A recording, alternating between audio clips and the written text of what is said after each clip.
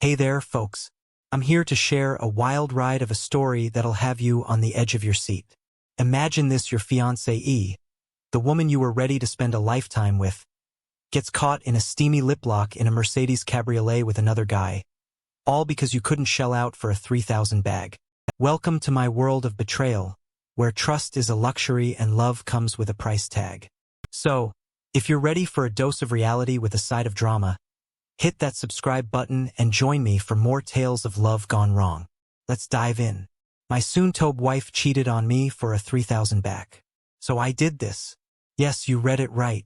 My girlfriend cheated on me because I couldn't buy her a 3,000 back. I was in a relationship with a woman, I'll call her Emily. We dated for more than 2 years, when one day I found her making out in a Mercedes-Benz Cabriolet. This happened a week ago when I went to an office party. A few drinks later, my colleague and I went outside to get some fresh air, and something caught our attention: a shiny blue Mercedes-Benz Cabriolet. It was parked 2 buildings away in front of the hotel. We thought it was just parked and no one was in there, so we casually went towards it to admire its beauty closely. As we moved closer to the car to admire her beauty, we noticed someone was in there.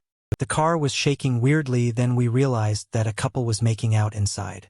My colleague and I stopped there and burst out in laughter that we were about to disturb someone in their private moment. We stood there for a smoke, and next what I saw gave me chills. A woman came outside of that car fixing her hair while teasing this man with her, and they both headed inside the hotel while handing over the keys to the valet. That woman was my girlfriend, Emily, who was making out with the guy in the bins. My amusement turned into agony. My colleague knew Emily and was surprised to see her walking inside a hotel hand in hand with a man. I didn't know that guy. I had never seen him. I know I have suddenly jumped into this topic without giving any context. I'm a sales executive in an MNC. Emily and I were colleagues when I worked as a part-time cashier at a supermarket. Emily was the store assistant. We became friends, but nothing panned out at the time. I was in college and was too busy to get into a relationship. Emily also never showed any interest in me. Emily dropped out of college to support her family. She's been working 2 jobs since the age of 19, and I respect her dedication. A year ago, I bumped into her at the same supermarket where we used to work. She was promoted to floor supervisor. By then we had met after 5 years and, like old friends, we went for a coffee. I asked her if she was dating someone. She said no. She gestured at me as if I was asking her out. I was single and said I didn't mind taking her out. We exchanged numbers, and the following weekend we went for a drink. Gradually we started dating, and it's been more than 2 years since we have been together. During our relationship, I used to suggest she complete her college because the absence of one was blocking her career from growing. She said she could not afford a college education since she had to look after her parents. Initially I sympathized with her because she was sacrificing her career to take care of her family, but eventually I discovered that she was sending only 25% of her income to her parents. Besides her job at the supermarket, which was stable and consistent, she used to struggle for her eating jobs. She hopped from one to another, from being a waitress to a bartender. She tried it all, since she was working 2 jobs. I suggested she quit one job and join the college. While the salary from one job could take care of her needs and her family's, she kicked against the idea of rejoining the college. She said her income from one job was not enough for her to survive. I respected her choice and did not push her further. The thing is, I wanted her to complete her college and settle for a stable day job.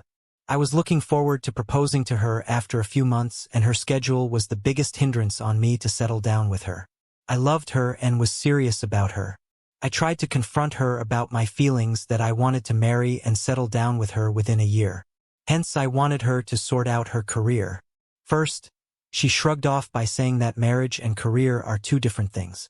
She also wanted to marry me in a year or so, but she liked her hustling career. She said she could not sign up for a monotonous day job. She considered that to be boring for some reason. Her job-hopping stuff brought a thrill to her life.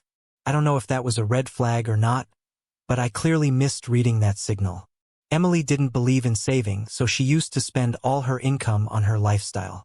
Like any other woman, she had a keen interest in branded clothes, bags, and sandals. For someone who doesn't know Emily's profession or background, They would assume her to be of a wealthy background because of the way she carried herself. I don't know how people would take it, but I never considered a problem. Initially, I did try to advise her to save up, but she says she was working so hard, hence she deserved to own those stuff. Besides, she was using her own money to fulfill her expensive choices. A year ago, she asked me if she could move in with me. She was living with her friend who was moving out to a different city. Emily could not bear the expenses of the apartment alone, hence asked me if we could stay together. I was happy she was leveling up our relationship, because I was also serious about her. I told her she did not need to contribute, since I was already bearing the rent and other house bills alone. Instead, she can save up that money for herself. I didn't think about money a lot, apart from the food expenses. Nothing shot up due to her moving in, so I didn't mind bearing it. 6 months ago, I got a promotion at work. It was a very proud moment for me. I had worked really hard for it. To celebrate my achievement, I took Emily out for a candlelight dinner at a fancy restaurant. She was really happy to enjoy the service at a premium place, where she was usually at the other end service provider or waitress or bartender. She was so pleased that she kept telling me I was raising her expectations. I wanted to pamper her, like any man does for his girlfriend or wife. Little did I know that I was digging my own grave after that dinner. Emily started subtly suggesting that I take her out every now and then, which basically meant every weekend. Her demand was not for a regular Subway McDonald's or any regular Erie. She suggested a fancier place every weekend. For the past few months, I had to put up with her, thinking that she would soon get over it. While her eating out habit didn't subside, a new habit of her popped up, and it was for gifts. She started demanding gifts from me. Her request was not for any occasion, but just random, and that too expensive ones. Sometimes it was for a Zara dress, the latest iPhone, and whatnot.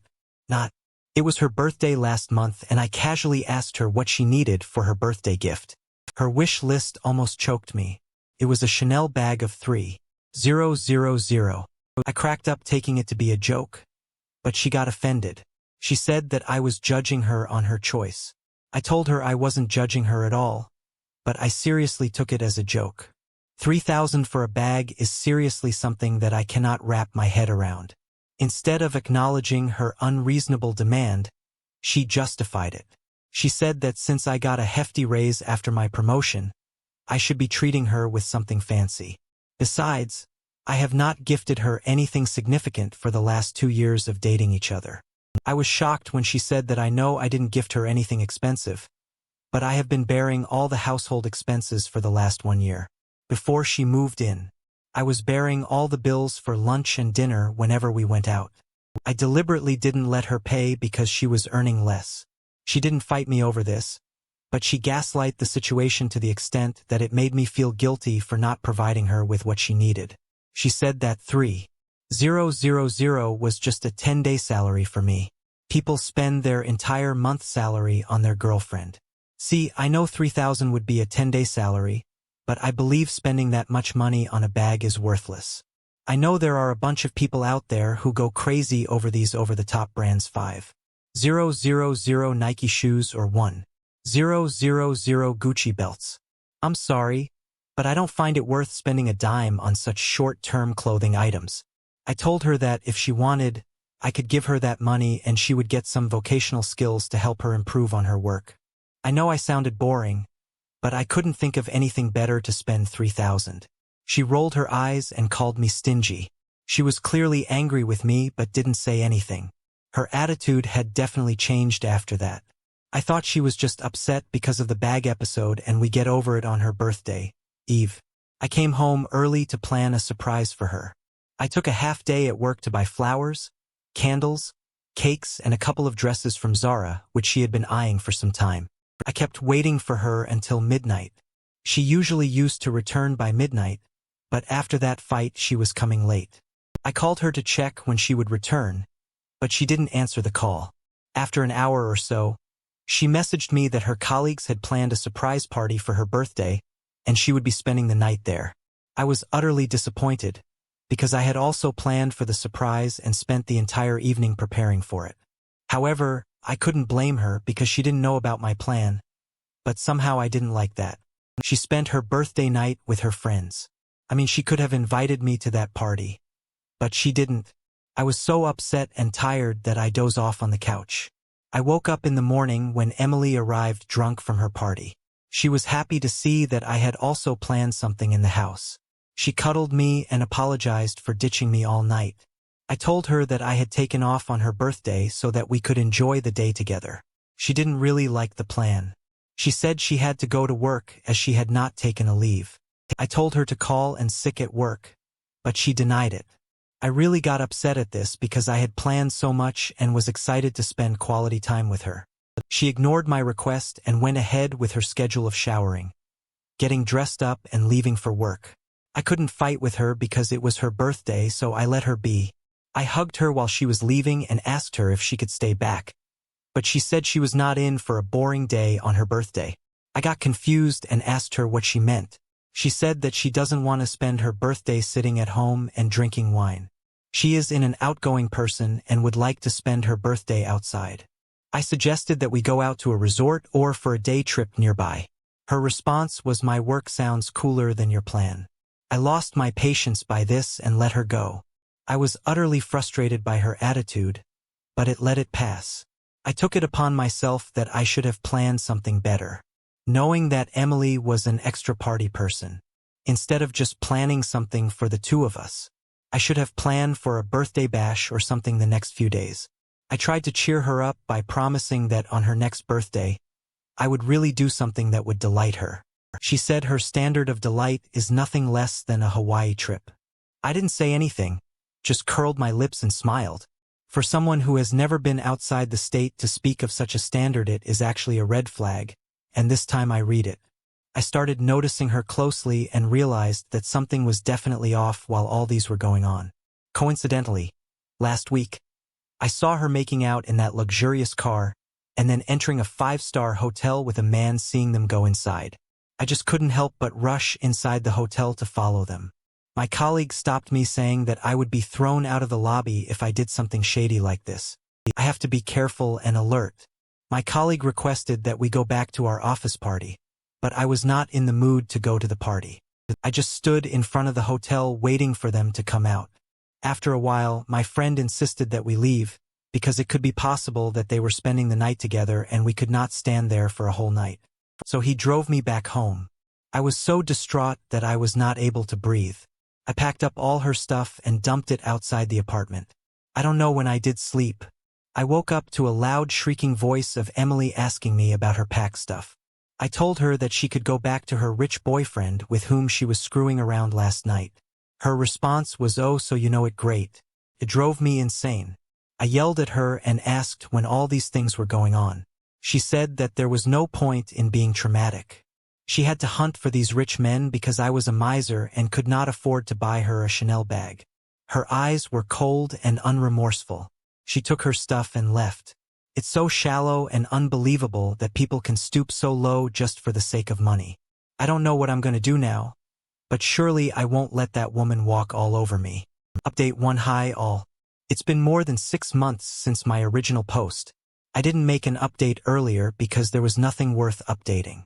I know I closed my last post saying that I would definitely avenge the cheating, but life got the better of me a few weeks after my breakup. Coincidentally, I was sent to Seattle for a month-long project by my company, and that helped a lot. The change in scenery helped me move on quite fast after a month when I was back from my work trip. I won't say I had completely forgotten her, but yes, I had moved on a lot. I blocked her from all social media platforms, so there was no way I could see her or know about her. A week ago, Emily showed up at my house. She looked miserable. I was no longer angry with her, so I let her in. I asked her the reason for the visit. She broke down apologizing to me. She says she was sorry to ruin our relationship for some shorter gifts. I asked her to move on because I had come ahead from my past. She told me that I was the only person who ever loved her, while everyone else was just using her body. I told her that she could not label others to be users because she got those expensive gifts in return. She said that she didn't need those fancy items but a permanent partner to settle with, because she has been hustling for the last 10 years. I was sure good luck finding her man, because I was no longer her man. She pleaded with me to give her another chance. She told me that she was broke and had been living on her friend's couch because she could not afford a place for herself. I told her that she had 2 jobs which should be sufficient to provide her with basic life. She started crying again and said that she had never had 2 jobs. She had only one at the supermarket. I was shocked at the revelation because for the 2 years we dated, she told me that she was going out for work. She said that she used to go out with her friends every evening, hit on the man at the bar and make out with him in exchange for gifts and money. I don't want to spell it out, but that's what she went. I was so shocked that I could barely speak a word. She added that she was about to hit her 30s. Hence, she was unable to juggle her day job and the night's work. She wants to settle down and lead a normal life. She pleaded with me not to judge her and take her back. She promised that she would prove to be a good wife. I assured her that I wasn't judging her at all, but it was unfair that she kept me in the dark for 2 years. She lied to me and she cheated on me, and I can't forget that she held my hand and cried that she was broke and needed help. I told her clearly that I could not be back with her and she would leave me alone. Her confession swirled my mind that I was dating someone who was seeing other men every other day, and I was such a fool to love her all those years. I spoke to my friend about this, the one who was with me when I saw Emily making out in that car, and he suggested that I take an STD test because I was with that one for so many years while she was screwing around with others. Chances are that I might have gotten infected. I resisted the test because I had no such symptoms, but my friend said that sometimes the symptoms take years to appear, so it's better to be safe. I have booked the test tomorrow, hoping to come out clean. Update 2. Hello people. My STD reports came clean. Thank God. Today I was passing by the supermarket where I met Emily and where she worked. Something inside me urged me to go inside. I went inside and was lurking in the food aisle when one of the tenured employees who happened to be my colleague when I used to work there spotted me. He came and spoke to me. He knew that I dated Emily, so I asked him if she was still working there, as I couldn't spot her. He said that Emily was fired from the job 3 months ago. I asked him the reason, but he said he didn't know. I told him about my breakup with Emily. Then he revealed the truth. He said that of late Emily was caught on camera trying to make advances towards male customers who looked wealthy. The security was keeping an eye on her for a long time, but since nothing was captured on the camera, they couldn't take any action. She was usually seen leaving the supermarket and their car after the shift. But 3 months back she was caught making out with the customer in the secluded corner of the store. She was given a warning because she was one of the tenured employees, but a few days later the same customer turned up at the store and created a huge scene that Emily had slipped out of money from his wallet when she went to his house for the night. The management had to take action and this time she was fired. I asked him, since he was working with her for so many years, did he find her shady? He said that he was shocked and know about her truth because she was very normal with her co-workers and friends. No one knew about her dark reality. He said that Emily's reputation had gotten so bad in their working community that no one wanted to refer her or hire her. She was just using men to fund her lifestyle. I'm sharing this here so that others can be careful about the person they are dating. I feel lucky that it was just for 2 years. I read so many stories where the partner hid their true identity for many years, even after my marriage. Thank God I was out of it before things got too serious. Please run a background check before marrying anyone, or at least spend enough time with them, meet their parents and meet their friends before even getting serious with them. Thanks for hearing me out.